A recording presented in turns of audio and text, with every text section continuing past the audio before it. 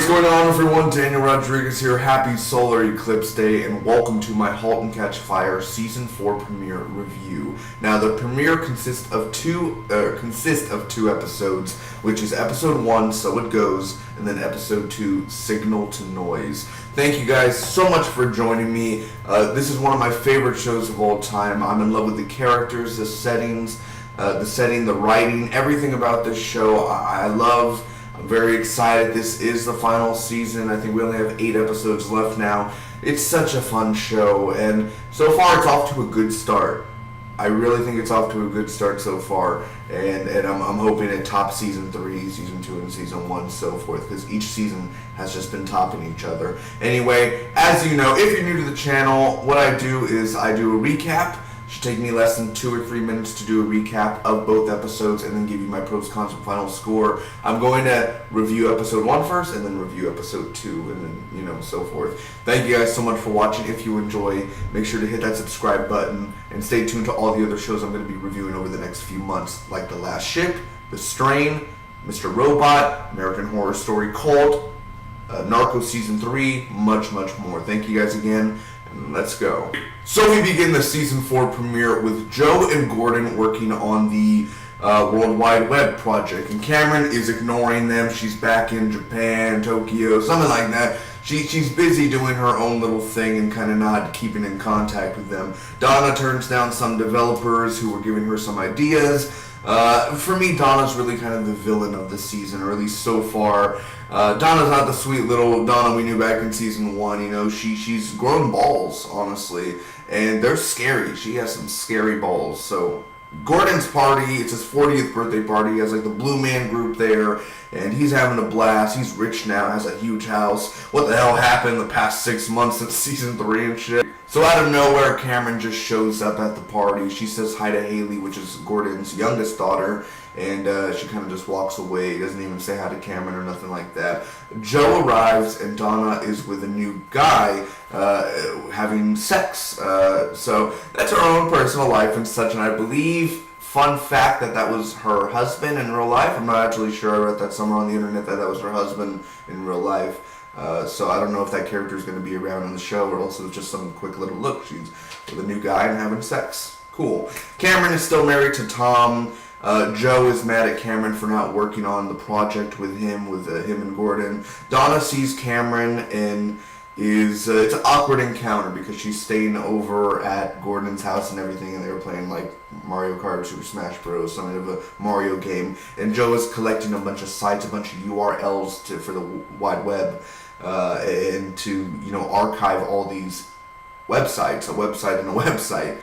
So Joe ends up calling Cameron and telling her that he played her new game Pilgrim, which is still in development, and she ends up revealing that Tom ended up leaving her a while back for another girl. Now on to the pros, cons, final score. Starting off with the pros, please bear with me here.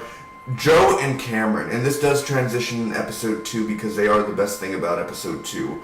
Their phone call and their interactions in this episode, even some not good in a sense, character-wise, because how, he's angry at her, but in reality he's just so much still in love with her, and it's all these different emotions and feelings, and she's feeling emotions, and I think they're both angry at themselves, and there's just so much stuff going on that you see in their eyes and in their face, and it's fantastic, everything about it with Joe and Cameron and their scenes in this episode. It's really awesome acting and such awesome writing, and the whole phone call thing, and even him saying that he played the game, and everything about it, man, I fangirl over it. I really do, and I'm kind of finding it sweet because I'm like, oh my god, Joe is so damn charming. The way that he's charming himself back into this life and into Cameron, and the way Lee Pace sells it, I don't know how he does it, but he has that charm to make anyone smile. So with that, and Gordon and Cameron, I think some of their best moments, I think it was in Season 3, is when they were playing a game. I think they were playing a game, and then he ended up collapsing over the TV and stuff. It's the same thing now but he didn't collapse. But that whole scene there where they're playing the Mario game, that was really fun as well, just where they could let loose a little bit, have a little conversation back and forth, and play a game. It's one of the more better scenes definitely out of this episode as well. As always, much love and respect to the writers, directors, the cinematographer for this episode. It is a good episode. I didn't think it was great, but it's a good start. It's a slow start. It definitely is. But I think it has its ups, it has its highs, and it has its lows. Even though the opening was a little bit confusing, because I did rewatch the end of season 3 a few months ago, catching up and everything, but even when they began and it showed Gordon and then Joe came down and he still had his arm broken or his wrist broken, that's the end of season 3. Like, okay, it's probably like a few days or a day after that happened, and then all of a sudden it time jumps and they don't really specify. I mean, they do make references to Fresh Prince of Bel-Air, and they reference a lot of culture and pop culture references, and I guess you can timestamp what year that was, but I don't think when they're going through the months and motions and 6 months later, they don't really mention like, okay, it's 1992 or now it's 1993 in a sense. So I did kind of get lost within that. But the opening itself, with Gordon walking around and having all the stress, and he's going everywhere, and Joe's always pissing on him and really saying, I have an idea, I could do this, come on, we can do this, Gordon, come on, reverse engineer an IBM PC with me, just going at it, man. And that whole scene where he's in the woods and he ends up seeing season 1 Joe, I don't know whether that was a makeup on Lee Pace and they made him look like season 1 Joe, or if that's CGI, I have no idea whatsoever. But it was insane to see, look how far season 1 Joe has come. That looks like a con man right there. This guy looks like a more human being than what he did in season 1. You know what I'm saying? That whole evolution and evolving for show-wise. I absolutely love it. So much love and respect to the makeup artists, the people who back and forth with Joe's wig and everything like that, man. What you guys did, and with Lee Pace as well, selling it and looking awesome. The beard, full beard, goatee, everything with it, man. Rocking the 90s hair. Absolutely looks like he'll sing for Pearl Jam or something like that, man. He looks like he's a Pearl Jam Soundgarden fan, which is absolutely incredible. So much love again to everybody behind this episode and for the show itself. Now, there were basically 3 things that I didn't like about this episode. And they're really small things. They're not something that really ruins the episode fully, but in my taste, in my personal opinion, I just wasn't a huge fan of it. Doesn't mean I'm going to be a huge fan of it for the rest of the season, but for this one singular episode, I wasn't a fan of.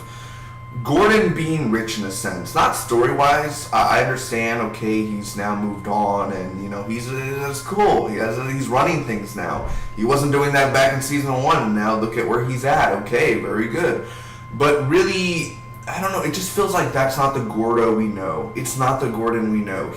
Fame or just being rich changed him, and that's not the Gordon I love. That's not the Gordon I fell in love with. You know what I'm saying? That's not the guy I want to have a beer with. That's the guy I want to stay away from now. I don't like what Gordon's become, and it's scary. It really is. And Scoot McNairy plays it so damn well that I'm a little bit scared of Gordon now, that I don't want to hang with that guy anymore. He's not the same guy I knew for the full 3 seasons. Donna, her evil grin, she's such a, and it's not the writing or the act, I don't know what it is. Maybe it is the writing or maybe it is the acting. I don't know what it is. It's just the whole evil grin. I'm gonna ruin people's lives. I'm gonna do it on purpose. Oh, I'm such a bitch, Stuff like that. It's just, again, Gordon and Donna, it's just like, no wonder you guys broke up. Y'all are freaking insane. Let me just go back to Joe and Cameron now. Y'all are annoying. Characters that I loved are now becoming so a little annoying now. And even Bosworth, I love Bosworth, man. Toby Huss, love and respect. What he did in this episode, well acted, of course. And telling his stories, even in episode 2, telling stories and stuff. Very good. He barely comes out for 2-3 minutes in this episode, barely.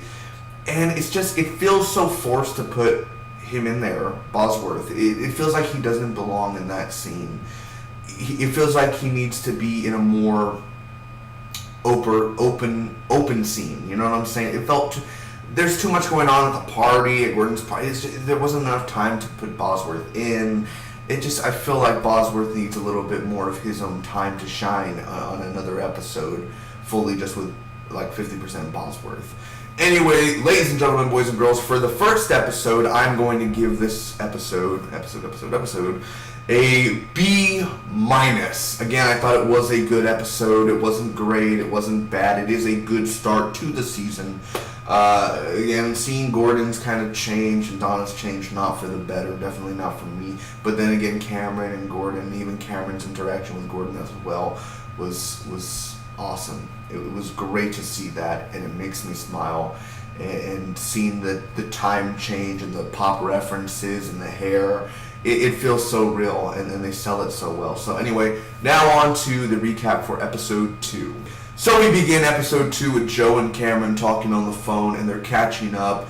She ends up falling asleep, man. She's tired. She falls asleep to Joe's voice, and all of a sudden, Joe's like, "Are you there? I'm here." Just like from the promo for the season 4, I'm just like, I think almost in a sense I thought he said, "I'm still here," but anyway, I'm like, it's such a metaphor in a sense too that he's still there. Anyway, I'm looking way too into it. Anyway, he hasn't hung up. The morning has come. He's brewing tea or coffee or something. She wakes up and I don't know if they have to pay bills or phone bills and shit like that, but my God, man, like that is commitment. If that's not love, ladies, I don't know what is. So anyway, Donna ends up promoting her assistant. Haley is skipping school, and one of the teachers actually see her, and well, she's in trouble.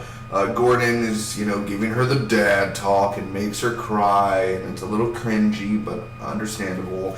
Gordon's company is having a problem at the moment, and it's not good. So Donna ends up turning down Bosworth. I was falling asleep during the scene, honestly. I was tired, but I was really bored by the scene. I don't know why, and I hate saying that, but I was bored with this scene. I'm gonna say to rewatch it again, but probably won't rewatch that scene again until I see it again later in life. So Cameron can't have kids. Joe's father ended up dying. Cam's game ended up getting delayed indefinitely. Boz asked Gordon for money. He's in a tight situation. He even sold his boat.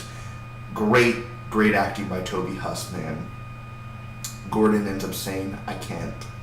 You're gonna have to go ask Donna. She has more money than both of us." So anyway, Joe goes and sees Cameron, and they go out to eat. "So, what do you want?"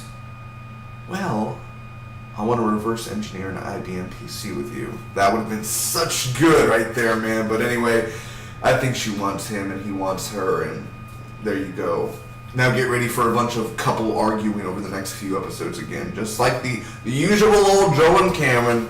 Thank you. That was the recap. Now on to the pros, cons, final score. Hands down, like I said a few minutes ago, the best thing about this episode was Joe and Cameron.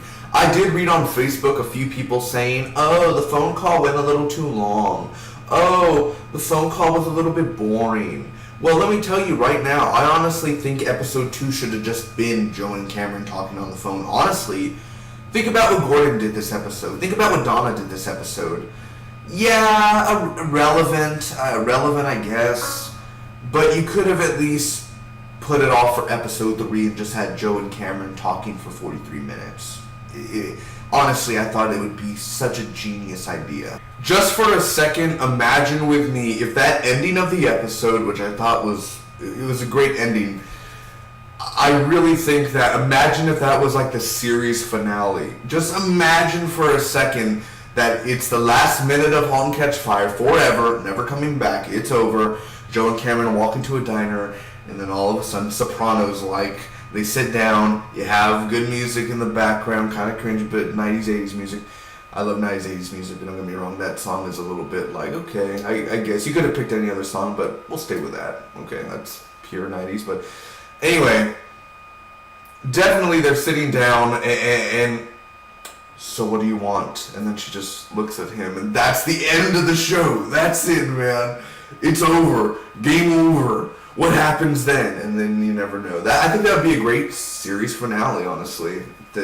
and maybe people will hate it, but I think it's a great series finale. But anyway, for this episode, it's a really good ending, man. I really enjoyed it. And again, Lee Pace, Mackenzie Davis, they're amazing. And seeing them together and him looking at the moon and then looking at her game and then writing the public statement about her game and saying "eat shit" and all that to the guys who ended up delaying it. It was so fun. The chemistry is still alive and it's still there. Even though Haley was a little cringy, crying and stuff, the way that her dad ended up, Gordon reacted to her whole site that she was working on or that she was building, and that it was like a cow, or it was something like it was a mini horse dressed as a cowgirl or cowboy, pink cowboy.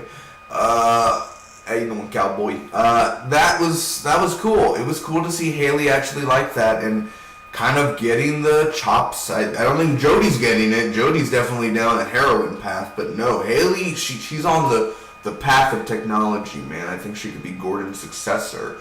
Could the show end with seeing Haley all grown up and, I don't know, Haley Clark running her dad's company one day? I'm predicting here.